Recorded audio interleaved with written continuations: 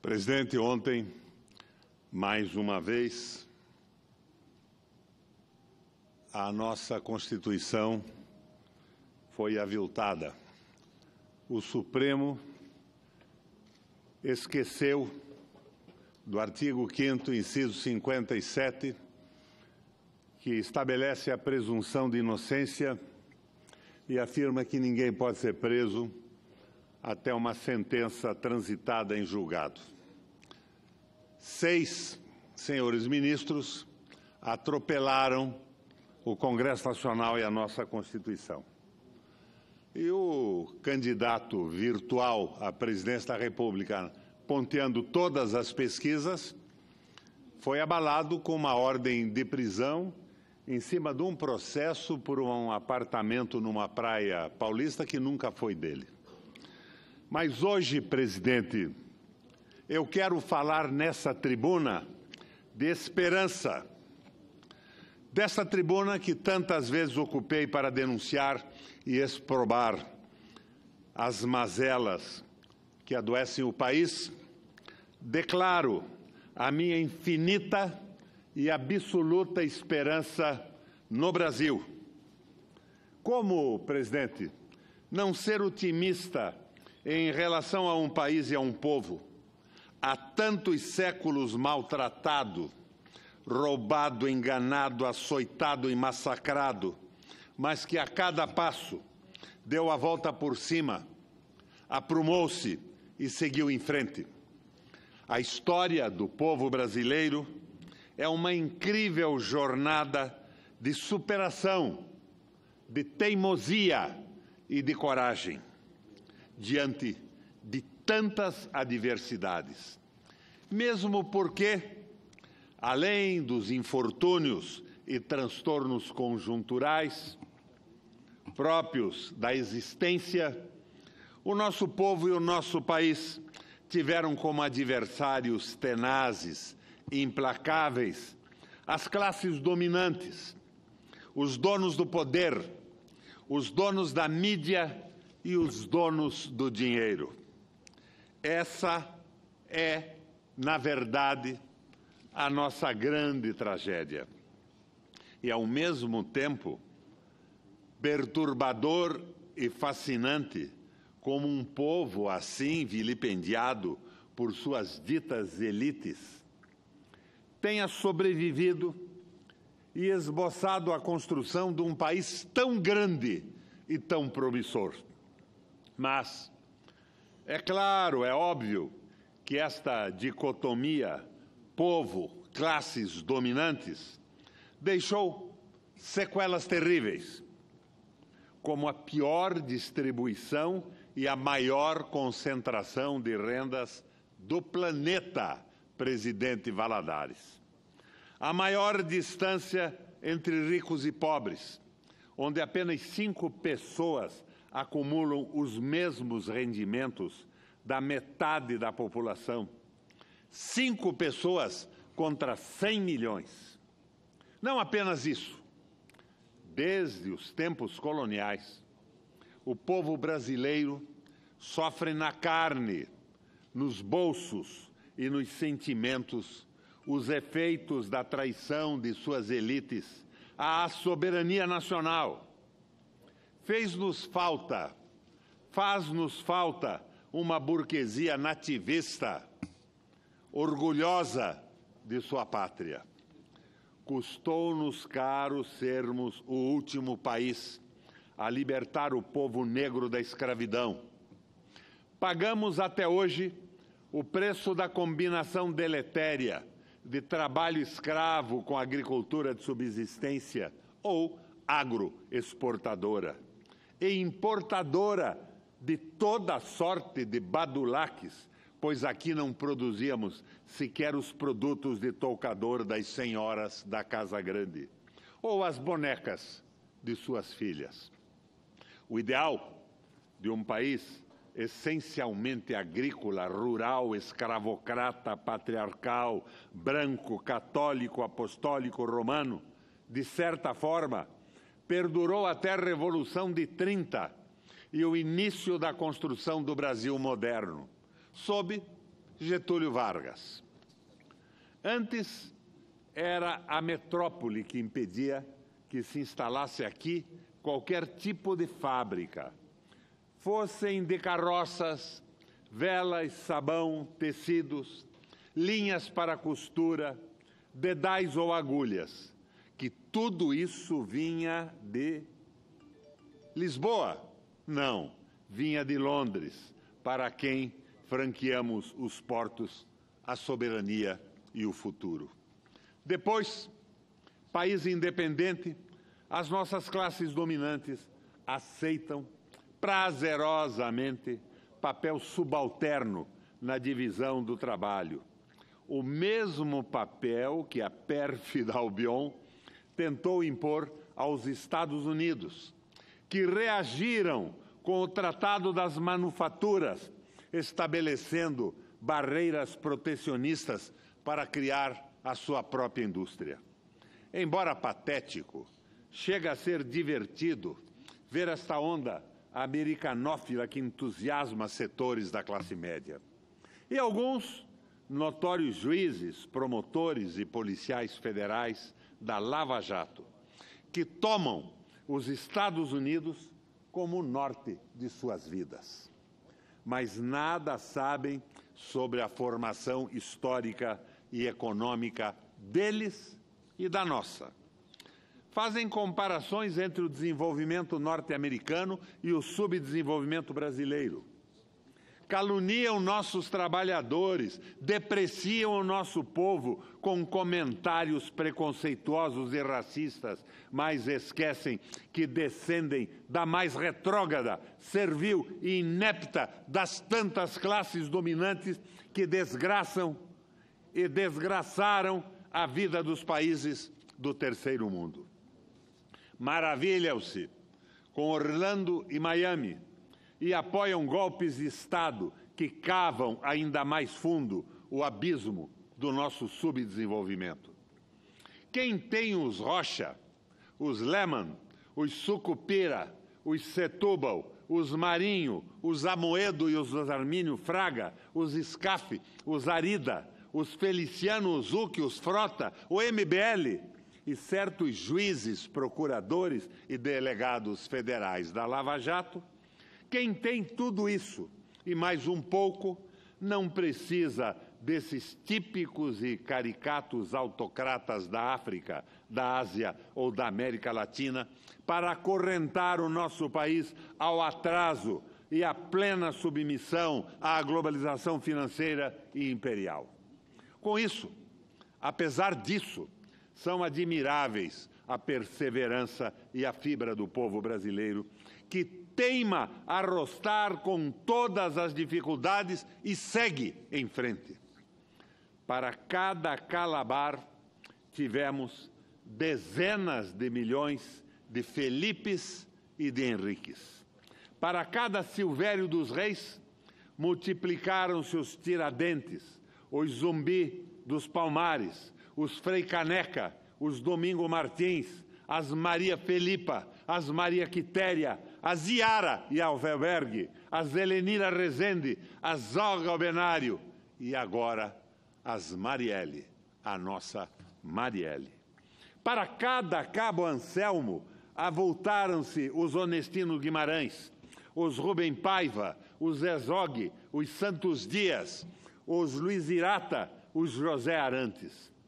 Para cada vendilhão, para cada maldito entreguista, tivemos Mauá, Armando Monteiro, Belmiro Gouveia, Hermílio de Moraes, Mário Wallace Simonsi, José Hermílio de Moraes, já citei, Brigadeiro Ferola e o General Lott. Almirante Aragão, Bautista Vidal, Juscelino, Jango, Getúlio. Para cada ministro das Relações Exteriores que proclamasse que o que fosse bom para os Estados Unidos seria bom para o Brasil, ou que tirasse o sapato para entrar em Washington, tivemos José Bonifácio, Rio Branco, Otávio Mangabeira, Hermes Lima. É esse olhar para os exemplos de resistência, de amor ao povo, de caráter e brasilidade que nos estimula a prosseguir. Não é o desânimo com o Supremo Tribunal Federal atropelando cláusulas pétreas da nossa Constituição. Nem o discurso do ódio, que hoje contamina o país e faz germinar uma direita hidrófoba, psicopata, disjuntada de qualquer razoabilidade. Eles não haverão de impedir que o povo brasileiro se transforme no sujeito da própria história, porque não há noites eternas ou mal que sempre dure. A mentira, a trapaça, as mistificações não se sustentam por muito tempo. A mentira, como diz o povo, tem pernas curtas, não vai muito longe e é fácil pegá-la na próxima curva. É por isso que tenho esperança de que este tempo trevoso, em breve se dissipe sob o sol da mobilização popular, democrática e nacionalista. Luiz Brandez, talvez o mais liberal dos juízes da Suprema Corte dos Estados Unidos de todos os tempos, dizia que o melhor desinfetante é o sol, que não há podridão, não há obscurantismo, não há corrupção ou tramóia que resista à luz do sol, que nada sobrevive à desinfecção do esclarecimento e da transparência. É por isso que sou otimista e esperançoso, porque a luz anticética da verdade e dos fatos ilumina, escancara uma sequência de derrotas, dificuldades e frustrações das políticas neoliberais que as classes dominantes impuseram ao país sob a atual administração. A reforma trabalhista, senador Valadares, a tal reforma que iria instantaneamente fazer brotar do chão milhões de empregos, fracassou bizonhamente. Foram-se os empregos formais, com carteira assinada e direitos garantidos. E as ocupações informais, que hoje substituíram, estão sendo puxadas pelos vendedores de quentinhas nas esquinas. Acreditem, senadores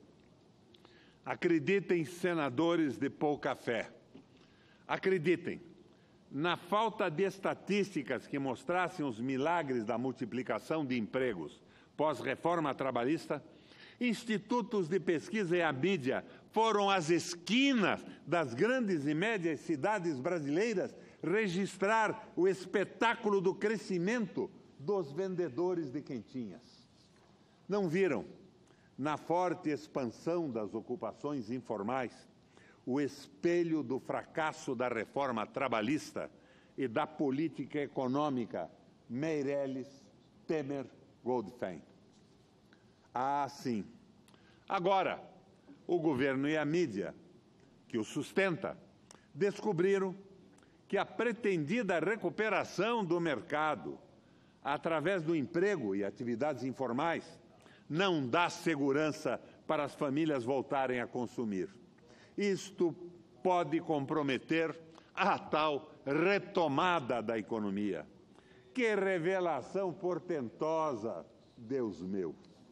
A Folha de São Paulo, inclusive, em sua edição impressa de 26 de março, fez longa reportagem sobre esta descoberta, entre aspas, que certamente haverá de abalar os fundamentos da economia e candidatará o jornal ao Prêmio Nobel, sem dúvida nenhuma.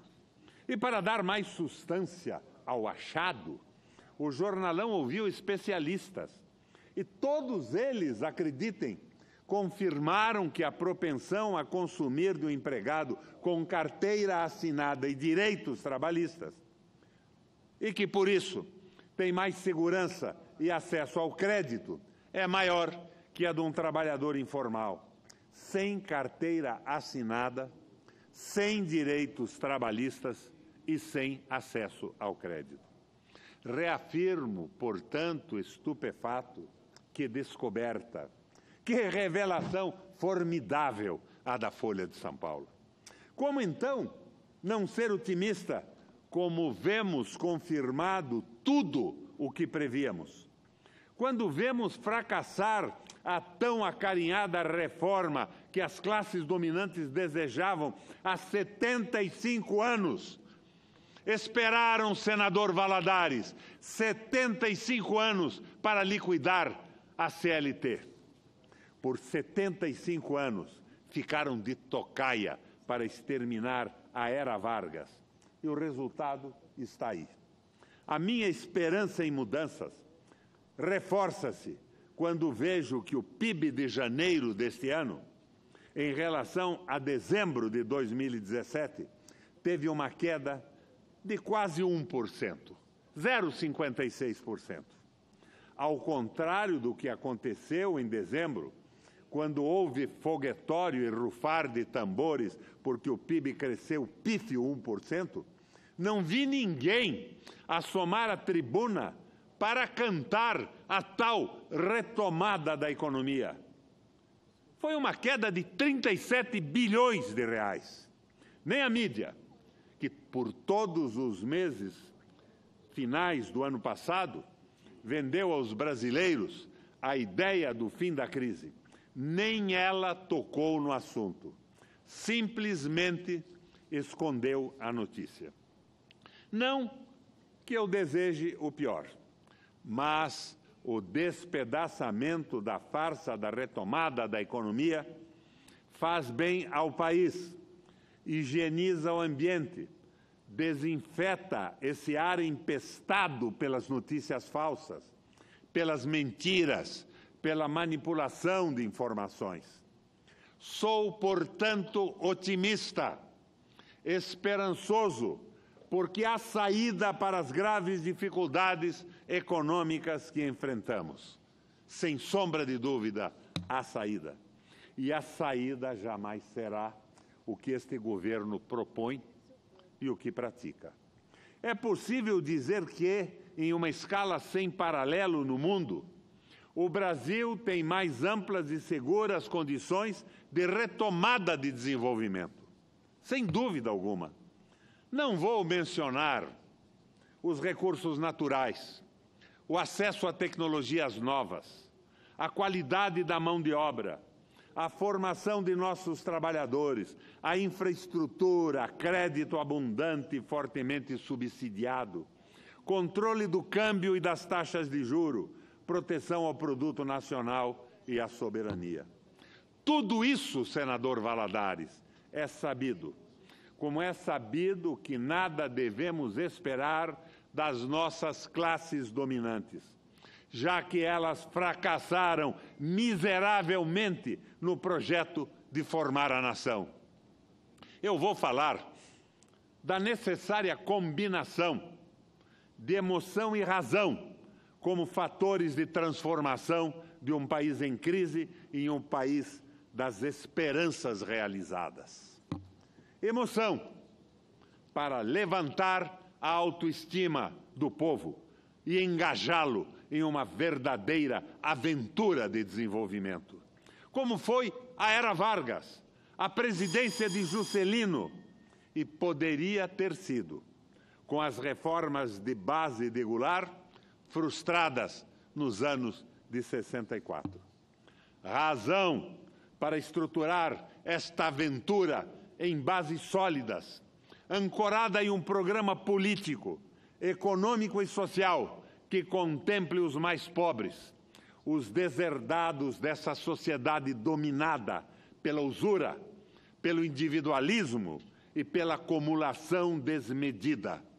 Um programa que atenda os trabalhadores, os funcionários públicos, assalariados de todas as categorias sociais, as classes médias e o empresariado nacional produtivo, gerador de empregos e riquezas, um programa que restaure a dignidade e a soberania do Brasil.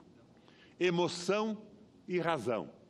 A emoção da brasilidade, do nativismo, dos sentimentos libertários, da solidariedade, do amor ao povo. A razão do planejamento e execução de uma política econômica que signifique de uma vez por todas a libertação de nosso país da pobreza, da dependência e do mando de uma classe intelectualmente limitada, politicamente medíocre, socialmente maléfica e economicamente retrógrada. É isso o que nos bloqueia. São esses os que atravancam o nosso desenvolvimento. Não é a corrupção, como querem fazer crer os jejuadores, os ascetas da Lava Jato. A corrupção relevante é a corrupção das mentes, é a corrupção insidiosa, persistente, diariamente destilada pela mídia comercial, monopolista e quinta coluna. A corrupção relevante é a compra de votos dos parlamentares para que aprovem projetos contra os interesses dos brasileiros e contra os interesses nacionais. Senhoras e senhores, ouvintes da Rádio Senado, da TV Senado, este ano de 2018 é o terceiro ano da crise que se acelerou com o impeachment de Dilma. O terceiro ano dessa crise. O leite e o mel prometidos com o afastamento da presidente transmudaram-se no fel do desemprego, do arroxo salarial, da paralisia das atividades econômicas nessa recessão prolongada e sem perspectiva de terminar. Daí a minha esperança. Daí as razões do meu otimismo. O fracasso das classes dominantes no governo do Brasil anuncia o evento de um novo tempo. O tempo de um governo nacionalista, democrático e popular. As ruas, brasileiros, as ruas e as urnas, que uma coisa não se descola da outra, que é nas ruas, mobilizando-se, organizando-se, resistindo, que vamos garantir as eleições que haverão de derrotar as classes dominantes, que há séculos, senador Valadares, conspiram contra o povo e contra o nosso Brasil. Hoje, quero falar de esperança, desta tribuna que tantas vezes ocupei para denunciar e exprobar as mazelas que adoecem o país. Declaro desta mesma tribuna a minha infinita, absoluta esperança no Brasil e em seu povo. E insisto numa verdade que é a verdade da população pobre, trabalhadora e nacionalista do país. Eu quero votar para presidente. Eu quero votar no Lula para presidente do país.